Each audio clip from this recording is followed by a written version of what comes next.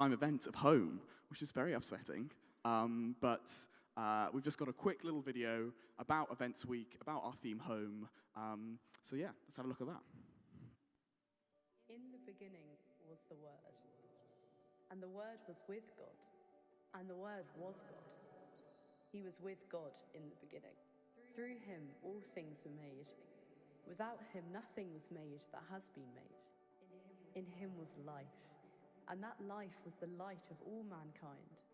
The light shines in the darkness, and the darkness has not overcome it. There was a man sent from God whose name was John. He came as a witness to testify concerning that light, so that through him all might believe. He himself was not the light. He came only as a witness to the light. True light, that gives light to everyone, was coming into the world. He was in the world, and though the world was made through him, the world did not recognize him.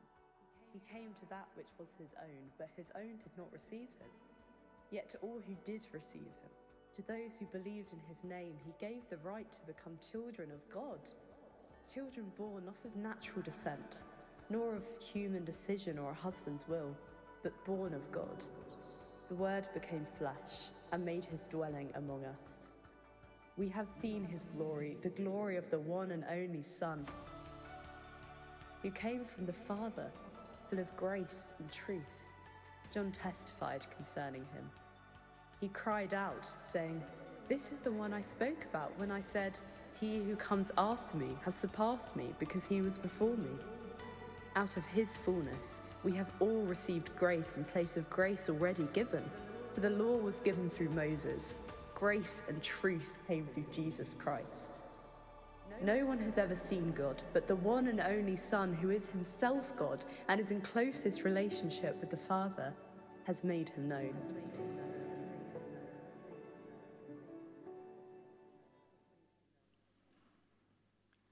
Throughout this week, we've been doing events at lunchtime in the evening around that theme of home. What does it mean to be at home? Where do we belong? What helps us feel like we belong? And what does the Bible and what does Christianity say about that? And today, I'm excited that we're going to be talking about the church and the question of what about the difficult things that the church has done in the past? What about times where we feel like the church has done more harm than good? And overall, do we think the church has done more harm than good? I'd like to introduce Claire. Let's give her a big round of applause.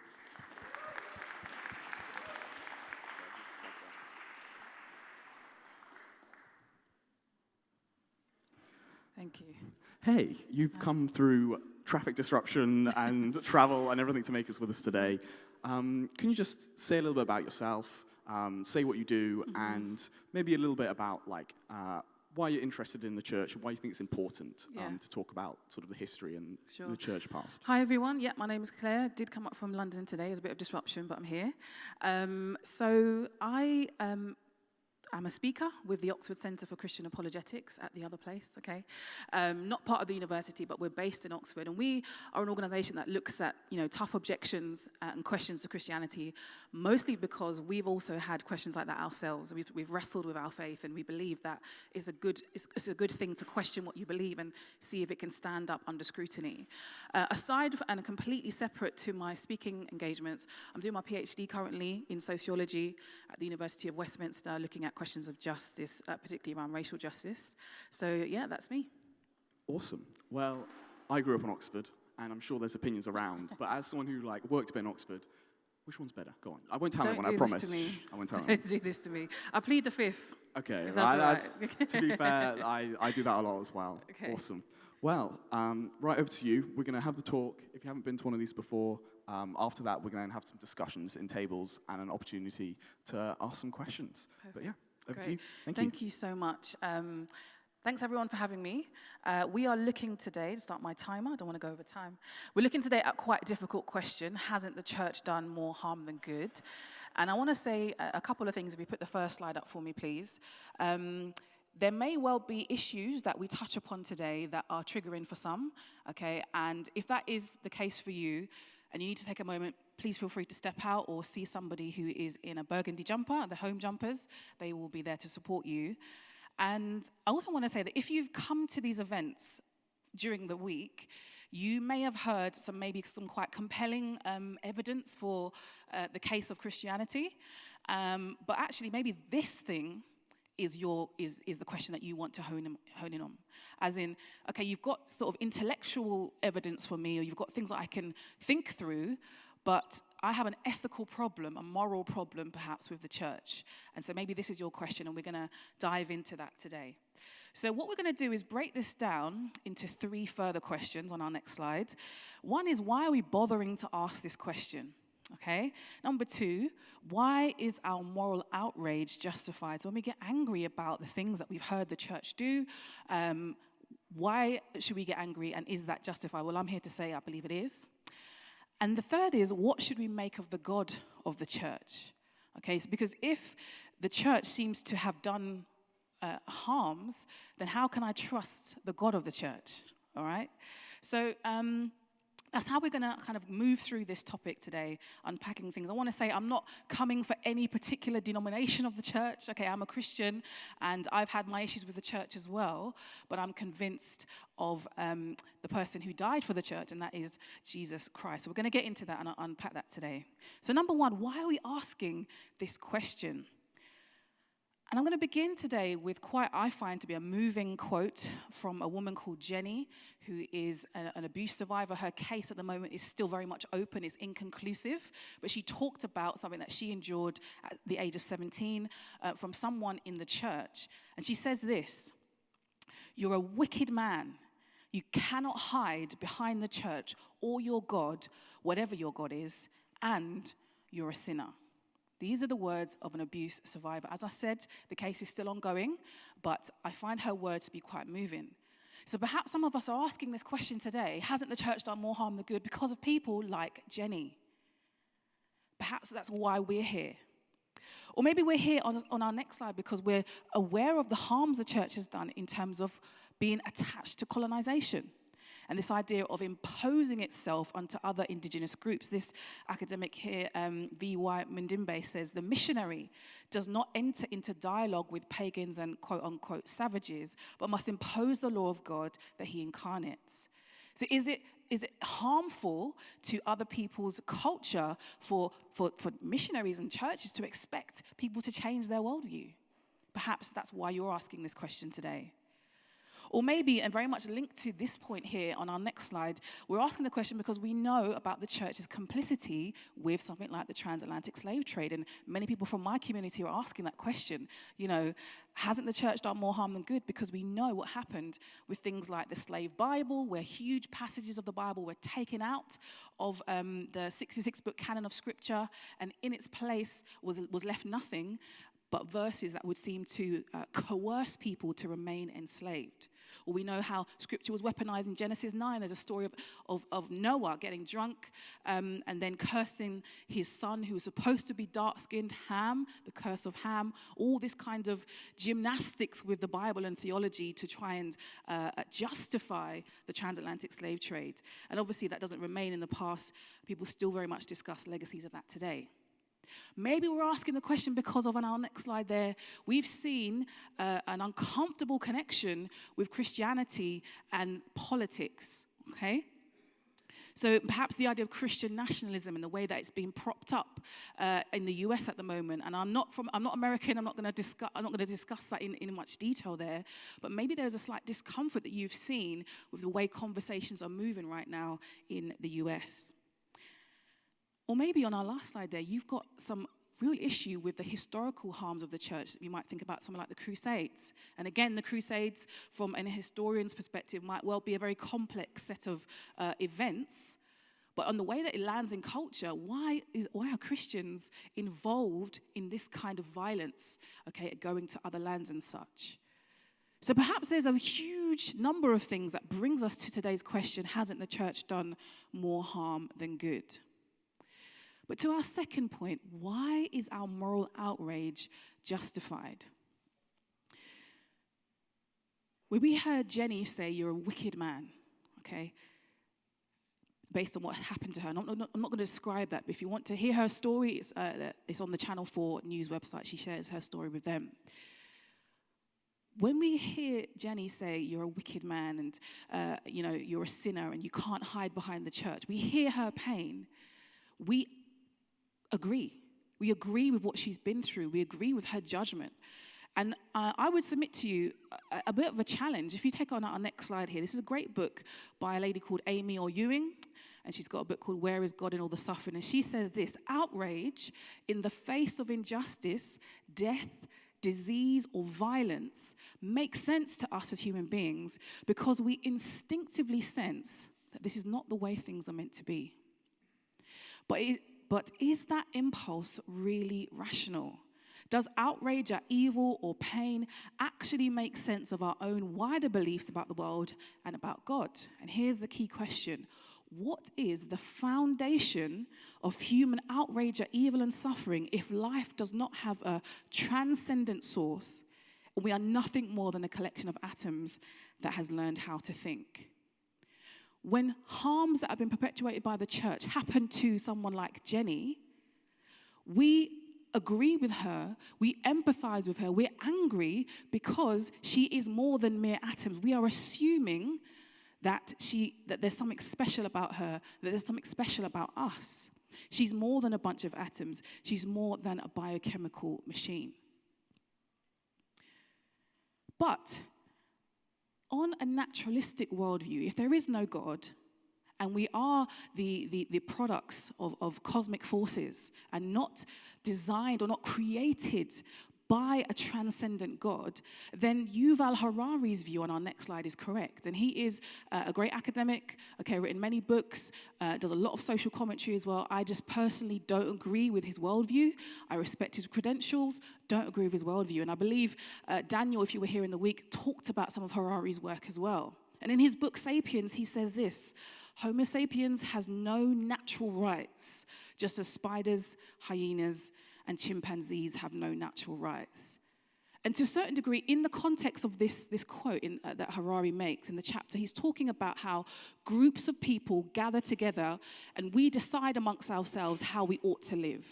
So that's very true. Here in the UK, we live and do life maybe quite differently to somewhere, maybe in Kenya. There's a certain truth to that. But there are certain things that cannot just be down to culture, a cultural relativism, if you will. If Harari is right and we decide amongst ourselves what a human is, what a life is worth, all those sorts of things, then if one person changes their mind, we've got nothing to say. Because we've decided, and therefore it is subjective. It's not objectively true that someone like Jenny should not have gone through that abuse. So as I said, Harari makes a point about differences of cultural groups. But if it's true in terms of objective morality and the way that we should treat one another, then I think that's frightening. We should be scared. If this view is true, then we create our rights. And obviously the problem with this is that we can uncreate those rights as well. What am I getting at here? Let's go back to Amy and the book that I mentioned. She continues, whether we believe in God or not, whoever we are creatures of dignity. Jenny is a creature of dignity. If that is true, the essential part of you that makes you you has a transcendent source. Your value is not imagined or invented. It is real, and its grounding is God's image in you. You and I, according to the Christian worldview, we aren't worth something. We shouldn't have harms perpetuated against us because we've decided we're worth something, because obviously if someone disagrees with me, that's it, then nothing can be said. The reason you have this inherent worth is because you have been created by God. You have been designed for purpose. You are not a cosmic accident. You are not a cosmic orphan. So, what does it mean to be created in God's image? Let me just unpack this on our next slide there. Anybody seen this painting before? Anybody know who did it? Banksy. Why are we whispering? Banksy, yeah? Banksy did it. And I remember walking with my friend in Reading at one point, and I saw a Banksy painting on the wall. It wasn't this one. It was a very small Banksy. And we admired it and were like, whoa, wow. And then a few weeks later, I was driving past the same place and the Banksy painting was on the wall. But it had like a little fence that the council had put around it. And the council put the fence around it to protect it, okay? Now, if I had drawn a painting on the wall, no council would put a fence around it to protect it. Why? Because it's me. However, the Banksy painting has a fence around it. It deserves to be protected. Why? Because it's beautiful in its own right. Banksy's work is beautiful in its own right to look at. It's aesthetically pleasing, etc. But the reason it's so valuable also comes from the fact that it was painted by Banksy. And that kind of helps us to unpack what we mean by being created in the image of God. That you are a human being, you are beautiful in your own right. But that inherent worth comes because you've been created with a purpose. You're not, as I said, a cosmic accident. And so when somebody harms you in the name of God or in the name of the church, it's not just an affront to you, which we should be deeply moved by, but it's also an affront to the God who created you. And actually, the God who created you has a very strong opinion about how we should respond when people are hurt in his name or in the name of the church. So, to summarize on our next slide, we get angry about injustices perpetuated by the church because we're convinced of our dignity, not as a matter of opinion, but as a matter of fact. Let's not gaslight ourselves and say, we just pretend or we invent the idea of our dignity and worth. Perhaps this very strong sense is pointing us to something that is true. And it's not just an invention that we've come up with over evolving over time. So when we rightly say that that's not fair or the church shouldn't get away with that, we're assuming that there is a standard of right and wrong that everybody should agree with. That it's clear that these things are wrong.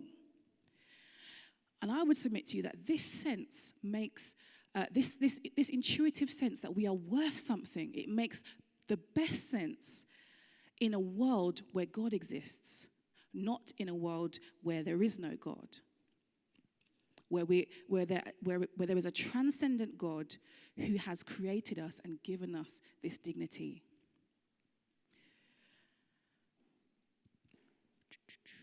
Let's go to the next couple of slides. I'm going to leave the next two out if that's all right. Might come back to it, who knows. Yep.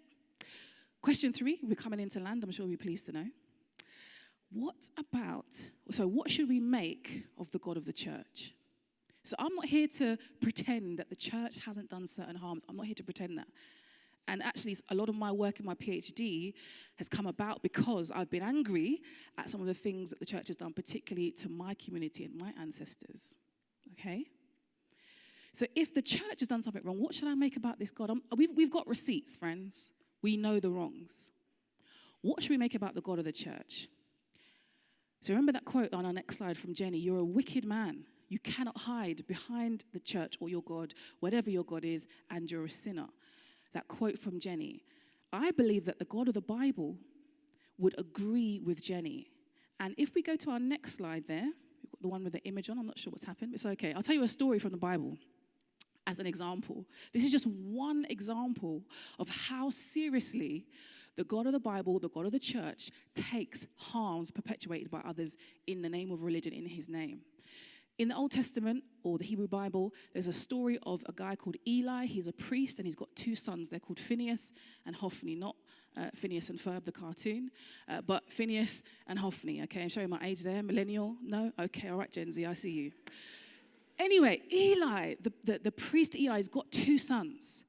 And the 2 sons are exploiting the people. When the people bring their kind of offerings and stuff to the temple, they're taking stuff for themselves. They're out of line, so there's this kind of exploitation there. They're sleeping with women in the temple as well. So if you're the son of a priest and you're sleeping with a woman who's coming in to give her offering, that's very unlikely to be consensual because there's this power differential, so they're taking advantage of their position. And on top of that, Eli knows he knows what's going on. And he doesn't stop them. Eli doesn't stop them. He waves a finger at one point, but there's no real consequences to their action. So you've got sexual exploitation, you've got material exploitation, and you've got this cover-up. No one's doing anything about it. Does that sound a bit familiar to you? When and where we hear scandals of the church today where there has been cover-up. In this story in the Bible, these two men and their father pay a very heavy price. And I'll tell you, the price actually ends up with their lives because they're given a warning and they don't listen because of the way that they've been treating and harming God's people. And they've been doing it whilst wearing the priestly clothes. And they pay the price. In fact, sometimes when we read the Bible, we see how God just steps in to deal with injustice and we feel, but it's because he takes it seriously. So what's my point here? This idea that the church has done harms is not a new one. Even in the accounts of the Bible, we see time and time again, and I've given you one of how God's people, get it wrong, and they harm people in his name, or they harm in the name of religion in the church. But God takes it very, very, very, very seriously. And that should give us a pause for thought, because the Bible does not sanitize things that go wrong in our world and sanitize when people do bad things in the name of God. It's very clear. You can see so many harms done by people in the Bible that is not been hidden or erased. It's showing that this is what happens when you turn away from how God instructs us to treat people. Let's move on. So this story of the two sons is very, very, I find, very striking, and the punishment is very harsh. But I think if God is the judge, then let him mete out the punishment. He takes injustice seriously.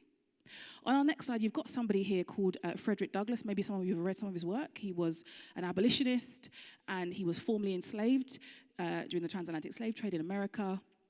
And his narrative is very powerful, about 11 chapters. It makes me angry when I read it, but also I'm so moved by what he has to say. And in the appendix of his narrative, he talks about the behavior of so-called Christians who used and weaponized their faith to enslave and to coerce his people. But then after, being very clear, he doesn't mince his words, he then says this: between the Christianity of this land, between the Christianity of Christ, between the Christianity of this land and the Christianity of Christ, I recognize the widest possible difference. I love the pure, peaceable, and impartial Christianity of Christ. I therefore hate the corrupt, slave-holding, women-whipping, cradle-plundering, partial, and hypocritical Christianity of this land.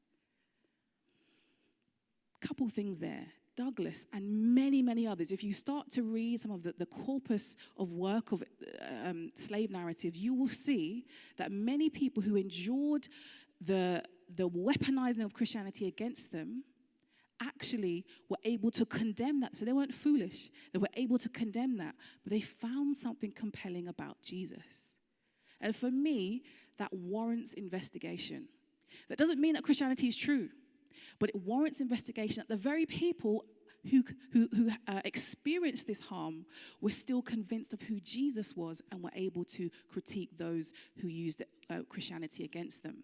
It's a bit like a woman who maybe experienced domestic abuse or violence, and then she gets out of that marriage, gets out of a violent marriage, campaigns, does a lot of work, and then a few years later she gets married again. Someone could say to her, "Why are you getting married again?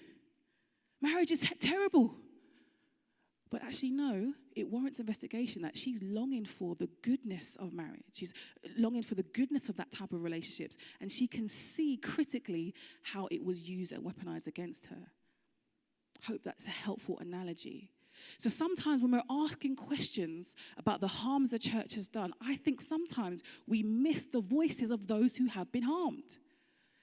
And those voices are often very critical, critically engaged to see the harm, but can also see who Jesus is. And that's what this whole week has been about, to present to you, to make a case to you of who Jesus is. So I want to challenge you a little bit as well. As I said, we've got receipts. We know the harms of the church. But I want to challenge you, if that is your reason for rejecting Christianity, I would challenge you to rethink. Because the harms of an idea, or the way an idea has been used to create harm, does not mean that idea is not true. And if we want to be living lives that are authentic, true all the way down, then maybe we need to really consider Christianity, and as Douglas says there, the Christ of Christianity. And I'll be honest with you, right? I've been in church a long time. I won't tell you my age.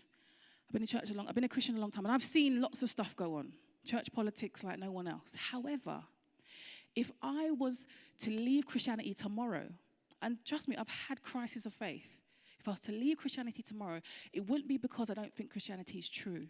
It's because I don't want to be a Christian. I don't want the moral claims it makes in my life. I just don't want to do it anymore. But it's because I've come to find that it is true.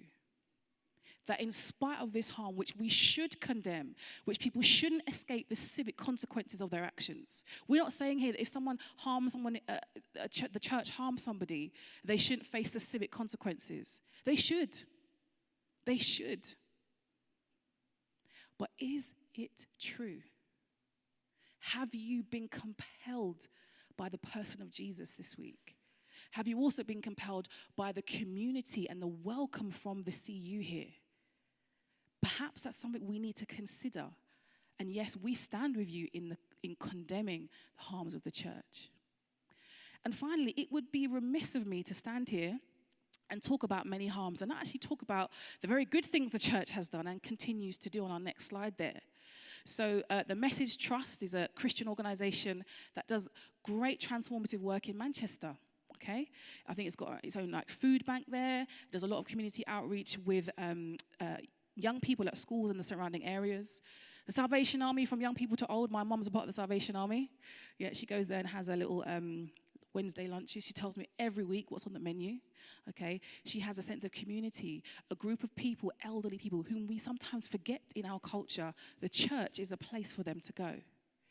NTCG is New Testament Church of God. Okay, and that is a very predominantly black kind of a group of churches in the UK. Very important. Why? Because when my grandparents came to this country, and my parents in the 50s and 60s, they were told by the mainstream church, they went to the church, sat at the back and wanted to attend, and they were told, thank you for coming, but please don't come back because of racism. Or they were told, oh, there's a church down the road for your kind of people. But despite that, because they knew who Jesus was, they continued and they made their own churches. And that is a symbol of this kind of, what do the voices of those harmed by the church have to say? They still find Jesus compelling. And finally, Christian Aid there does lots of good work there, particularly around justice issues, around poverty as well. And I mean, I could go on. These are modern day examples.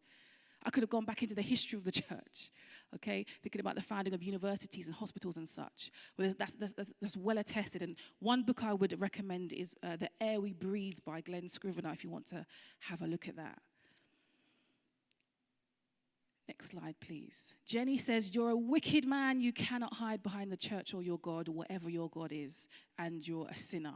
Well, the CU want to tell you today that it's not whatever your God is. We want to point you to the God of the Bible. We want to point you to Jesus, the person who takes injustice very seriously and cares about what's happened to you or those you've loved. And in one of the accounts of Jesus' life, he says this: are you tired? Are you worn out, burned out on religion? Come to me. Get away with me and you'll recover your life. I'll show you how to take a real rest. Walk with me and work with me. Watch how I do it. Learn the unforced rhythms of grace. I won't lay anything heavy or ill-fitting on you. Keep company with me and you'll learn to live freely and lightly. This is an invitation from Jesus to come home. And I want to speak specifically to the people in this room who maybe you used to go to church. Be like, them people down there, I don't want to be part of it. Maybe in this moment, Jesus is calling you to come back home. Thank you so much for listening. We're going to have a time of questions in a moment, but I'm going to hand back over to Adam. Oh, hold on to it. Just Just hold on to it. I'll come off stage.